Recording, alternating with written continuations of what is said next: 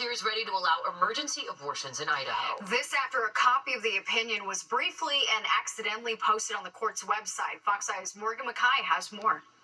The Supreme Court appears ready to release a decision that would allow for abortions in medical emergencies in Idaho. This decision was accidentally uploaded to the Supreme Court website. Bloomberg News was able to obtain a copy of the document before it was taken down. This accidental release marks the second time in the past 2 years that an opinion in a major case was released prematurely by the court. 2 years ago, Politico obtained a draft of the court's decision to overturn Roe v. Wade before it was ultimately released a few weeks later.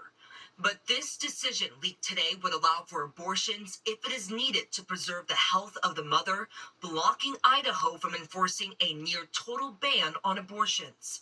Abortion advocates were hopeful Wednesday, but warned there is more at stake. It doesn't diminish the threat.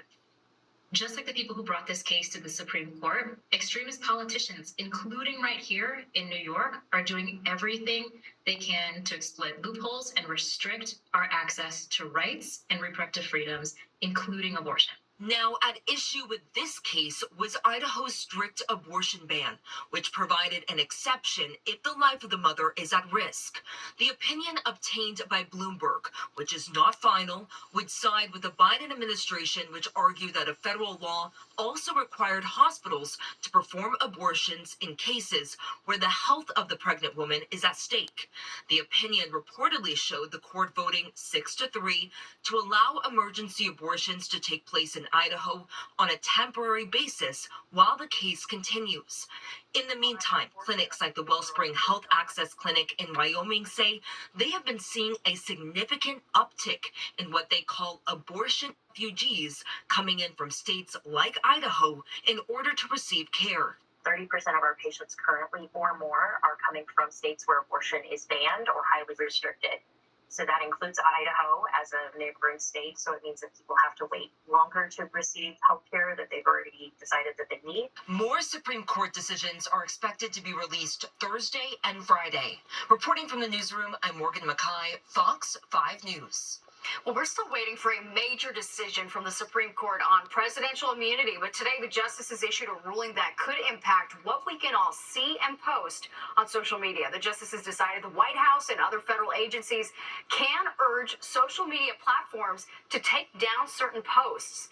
It was a case based on claims the Biden administration was trying to censor conservative views on topics like COVID and the 2020 election. The High Court ruled 6-3 that the states and social media users who sued did not have legal grounds to even bring the case. Paris Hilton urging lawmakers to do more to overhaul the entire child welfare system. The reality star testified on Capitol Hill about her own nightmare in a youth treatment facility. She said as a child she was sent to facilities because she wasn't doing well in school, a side effect of her ADHD. She recently went public with her personal story of abuse, becoming an advocate for children she calls victims of a for-profit industry. Hilton says more than 50,000 foster youth are in facilities that rake in $23 billion a year. Why can't we as a society see that these kids are hurting? They need love and kindness, not beatings and restraints. Earlier this month, a report from the Department of Health and Human Services found many states don't have enough information to properly track abuse at these facilities. Well, caught on camera,